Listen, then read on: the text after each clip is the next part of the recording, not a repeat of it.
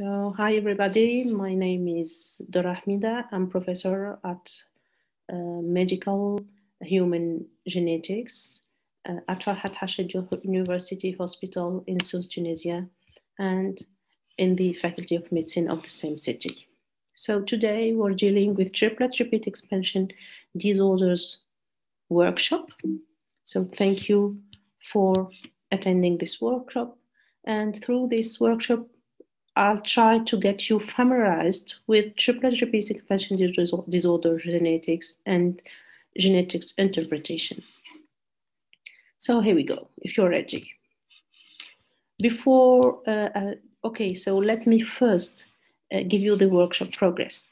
So we'll deal with 3 daily clinical situation practice, my daily practice clinical situations. For each situation, you'll be provided with a clinical presentation and the corresponding family pedigree.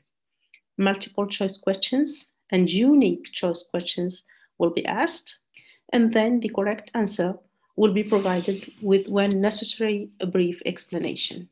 At the end of this presentation, you'll find my contact and my email. Please feel free to send me your questions, your comments, and your feedback.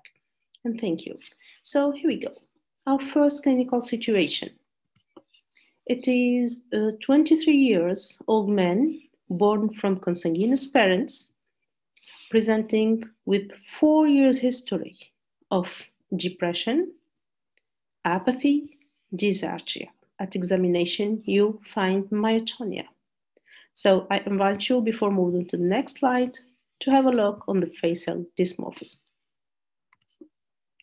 His family history revealed similar symptoms in his oldest brother.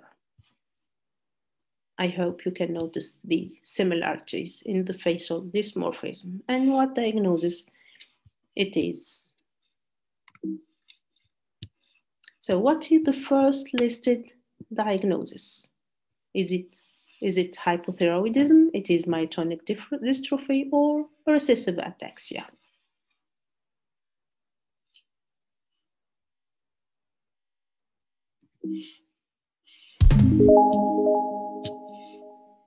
So, great, it is myotonic dystrophy.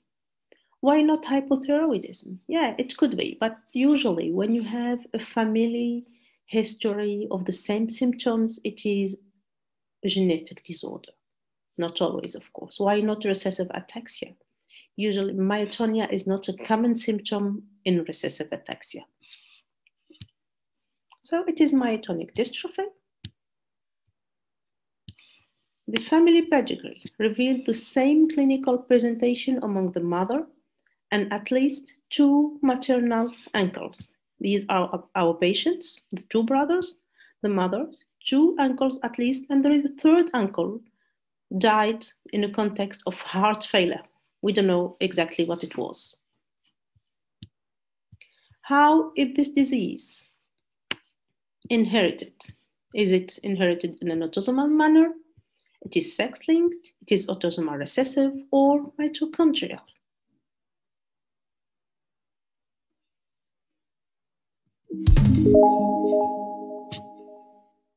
So our disease is inherited in an autosomal manner, of course. First, because you know that it is myotonic dystrophy.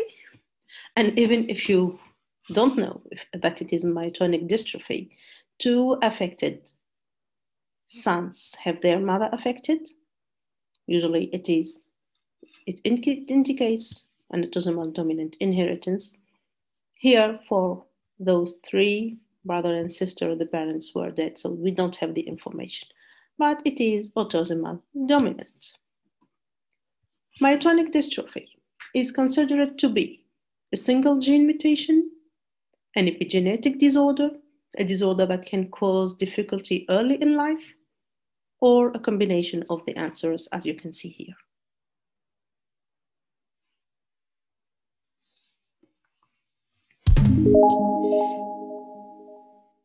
So myotonic dystrophy is a single gene mutation. It is related to the EMPK gene. The mutation is a CTG expansion, triplet repeat expansion. It's not epigenetic.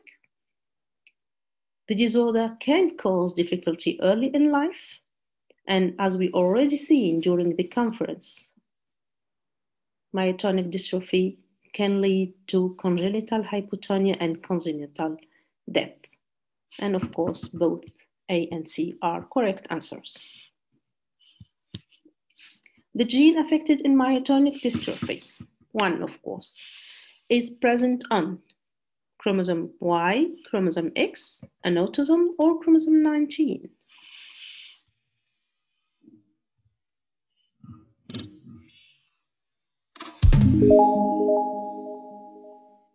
The correct answer is chromosome 19, which is, of course, an autosome. So 2 correct answers. So how many copies of the mutated GMPK allele does it take to cause myotonic dystrophy? And here, please pay attention to the word allele, copies of allele. Does it take 1 copy, 2 copies, 36, 6 or more, 40 or more, or 50 or more?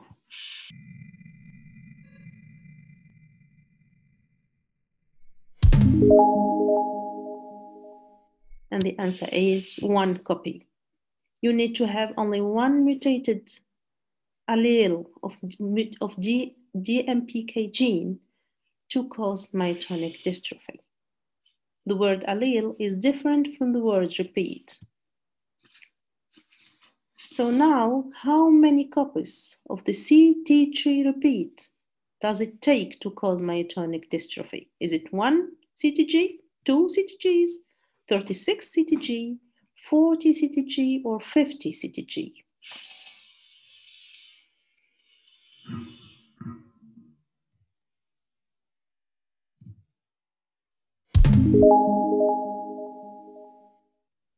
And here the answer is 50 CTG or more. The pre-symptomatic diagnosis in myotonic dystrophy type 1 is allowed among adult asymptomatic patients, is allowed among less than 10 years asymptomatic patients, can help to prevent sudden death among asymptomatic patients, needs a preliminary informed consent of the patient or his or her legal tutor or guardian, and all answers are correct.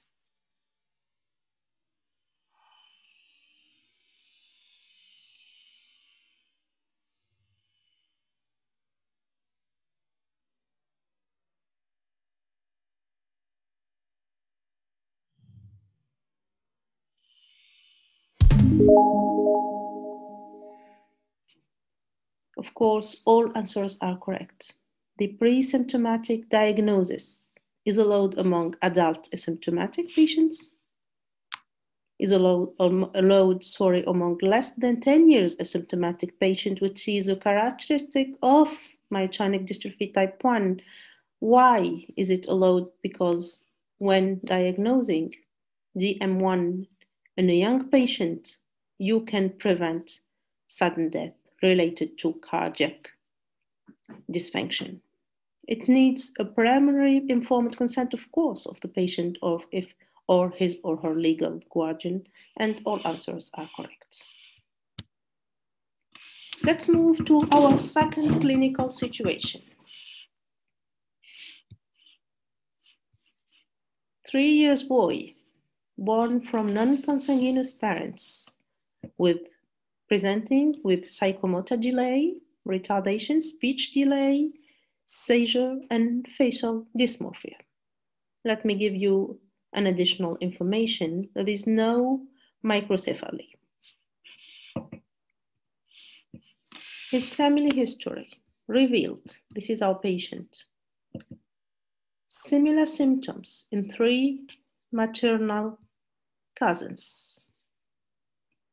All of them at a young age showed seizure, psychomotor delay, and similar facial dysmorphia, and all are boys. What is the first listed diagnosis? Is it myotonic dystrophy? Is it Duchenne dystrophy? Is it phenylketonuria?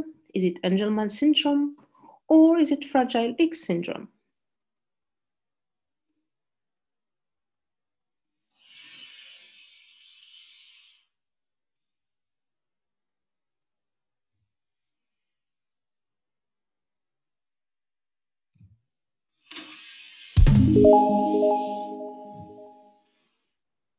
The answer is Fragile X syndrome. It's not myotonic dystrophy.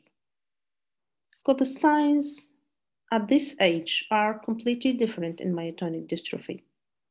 The Duchenne dystrophy usually begins later.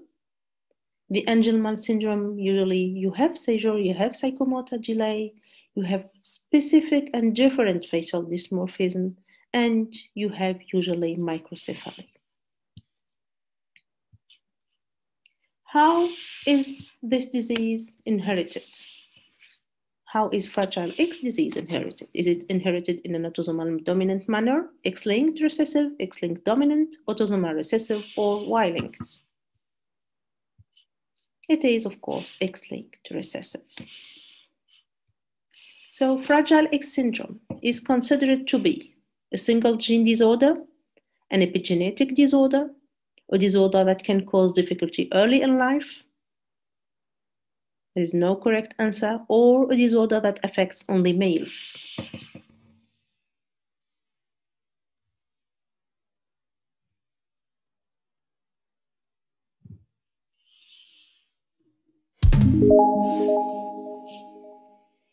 Fragile X syndrome is a single gene disorder. It is related to FMR1 gene located on the X chromosome. It is epigenetic. Why?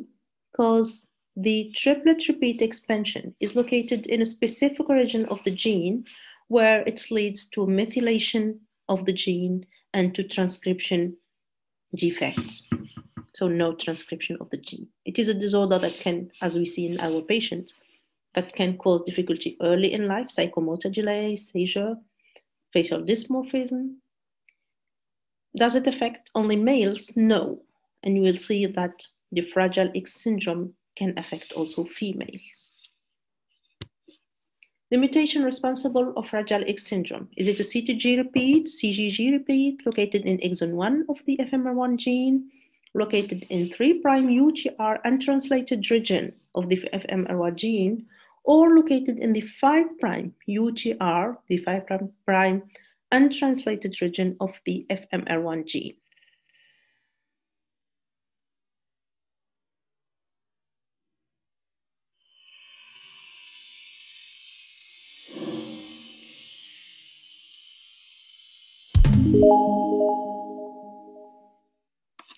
The mutation responsible of Fragile X syndrome is CGG repeat expansion, and it is located in the 5' UTR of the FMR1 gene. How many copies of the CGG repeats does it take to cause Fragile X syndrome? 1 copy, 2 copies, 50 or more, 100 or more, or 200 or more?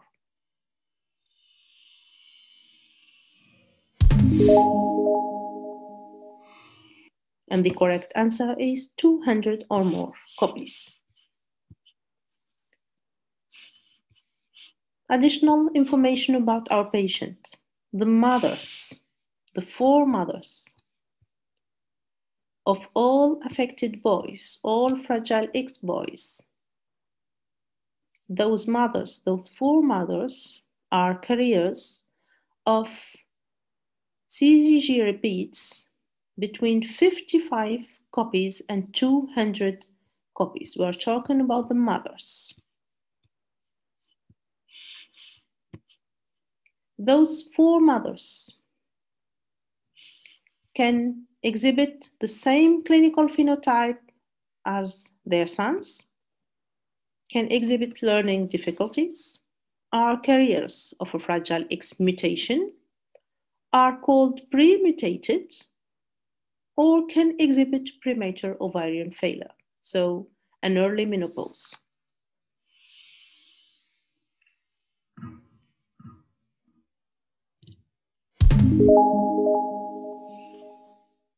The answer is the 4 mothers of the 4 Fragile X patients can exhibit learning difficulties. They are usually pre-mutated and they can exhibit an early menopause. Can those mothers express the same clinical phenotype as their sons? Usually no. And are the mothers Fragile X mutated? Usually when you receive the boy at your consultation, you have the mother, and if the mother have a mutation, so she has a mental retardation, you'll know it before the genetic examination. At the age of 60, the uncle, this is our patient, the uncle of 2 affected boys develops tremor and ataxia. And you have to know that this uncle is an IT engineer. So he went to university. This uncle at the age of 60 develops tremor and ataxia. Tremor and ataxia phenotype noticed in this uncle are related to a neurodegenerative disease, are explained by Fragile X mutation in this uncle, are explained by Fragile X pre-mutation in the uncle, or are just related to aging process independently from Fragile X genotype.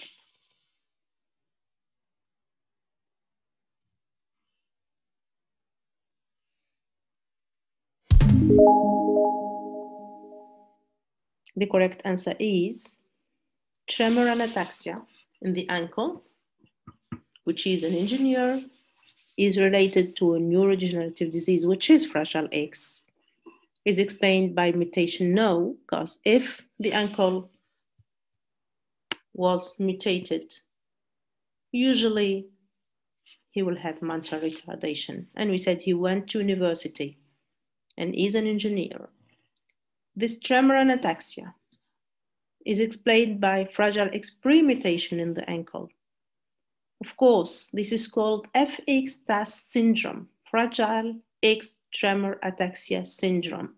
It is specific for pre-mutated patients, aged pre-mutated patients. And it is not related to aging independently. It is dependent from the Fragile X genotype. It is not independent. The pre-mutated uncle's daughter now, which is 8 years old. This pre-mutated uncle has a daughter, and the daughter is 8 years old. This daughter is 50% at risk of Fragile X full mutation, is 50% at risk to carry a Fragile X pre-mutation, can develop at adult age premature ovarian failure, so can develop early menopause, can develop at adult age tremor and ataxia, or carries no Fragile X mutation. She is a daughter of a pre-mutated father, pre-mutated in a disease which is recessive X-linked.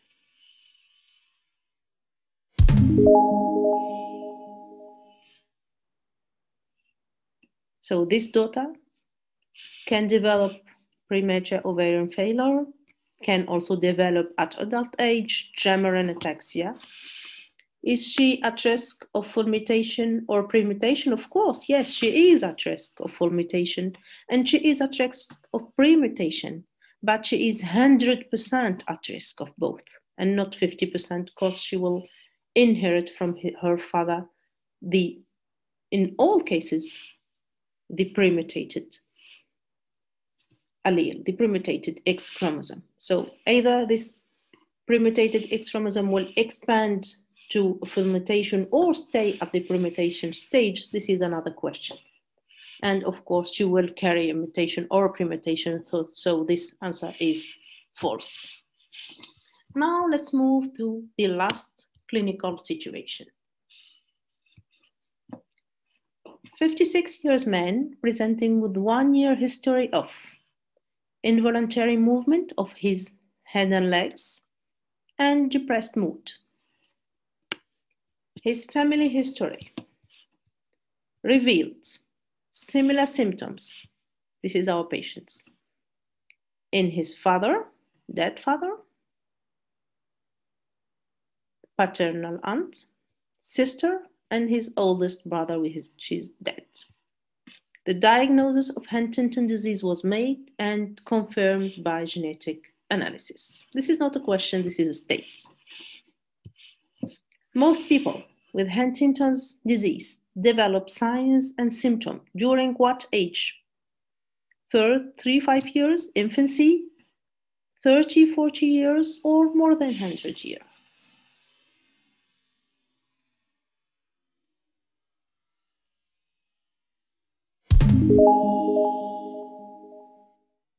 Of course, because Huntington disease is an adult disease. Usually patients develop symptoms 30, 40, or 50 years. What type of mutation is Huntington disease? Is it sex-linked, autosomal dominant, autosomal recessive, or sex-linked, recessive, or dominant, of course?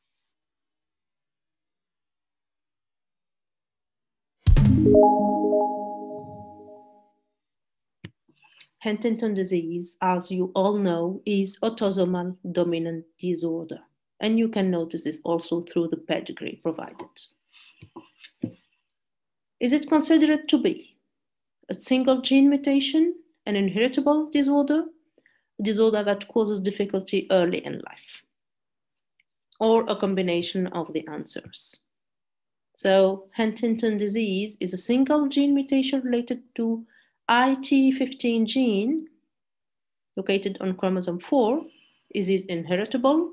As we said, it is autosomal dominant, and A and B, of course, are correct. It causes difficulty during usually the adult age and not early in life.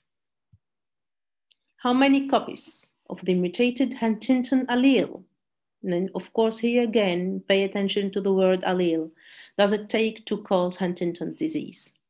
1 copy, 2 copies, 28, 36, or 40?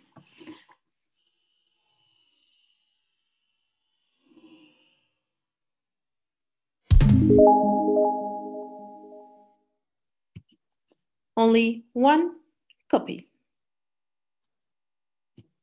is necessary to have the disease. We are talking, of course, about allele and not about repeats. Copy of the gene. What phenomenon occurs in Huntington disease? Is there genetic anticipation? Is there fragile sites? Is there trinucleotide repeats? Or a combination of the answers?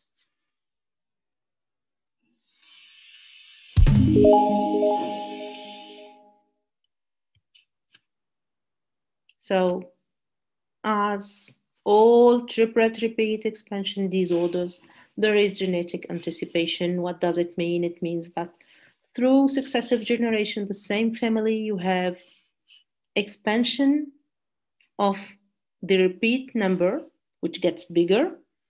And with this expansion, you notice through the generation that the age of onset is earlier and the severity is more and more worse. So genetic anticipation is a correct answer. It's not a fragile site disease. Fragile X disease is a fragile site disease, but not Huntington. It is a trinucleotide repeat, of course, and A and C, of course, are correct. What amino acid does the CAG codon code for? Usually you guess the answer. Is it glutamine? Is it glutamate, proline, or lysine? It is glutamine. Glutamine, because the CAG in the human genetic code gives the amino acid, encodes the amino acid glutamine, and this glutamine gives its name to a large group of disorders, which are the polyglutamine disorders, which are disorders related to CAG repeat expansion. We call them polyglutamine disorders or polyQ disorders. Which one of the following prepositions is true regarding the offsprings of our patient with Huntington disease? Half of the offsprings are at risk of the disease, all of them are at risk, or 1 of 4 children is at risk. Don't forget that it is an autosomal dominant disorder. Of course, half of the offsprings are at risk of the disease. Half of them have a risk to inherit the mutated copy from their father. And 50% have the chance to inherit the healthy copy. In general, which one of the following preposition is true regarding the offsprings of patients with Huntington disease? Half of them are at risk only if the affected parent is female. Half of the patients are at risk only if the affected parent is male. Half of the patients are at risk only if either parent is symptomatic for the disease before the age of 30. Half of the offsprings are at risk of the disease, or 1 of 4 children are at risk for the disease.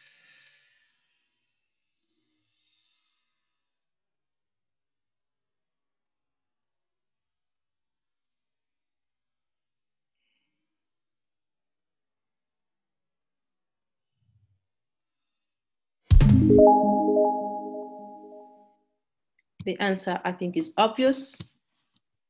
Half of the offsprings are at risk of the disease. Of course, independently from the sex of the children, and also independently from the sex of the affected parents. Do not get confused between the sex of the affected parent, which has nothing to do with the transmission because it's an autosomal dominant disease, and what we said during the conference. We talked about the influence of the sex of the parent in the expansion or contraction of the triplet repeat expansion. But in both cases, the mutated allele will be transmitted. Either it is the father or the mother who carried the mutated allele. So this was our last question. I hope we reach our aim. You get a bit more familiarized with triplet repeat expansion disorder genetics. Please feel free to send me your questions, your comments, your feedback, and you can find me at my LinkedIn account or my personal email.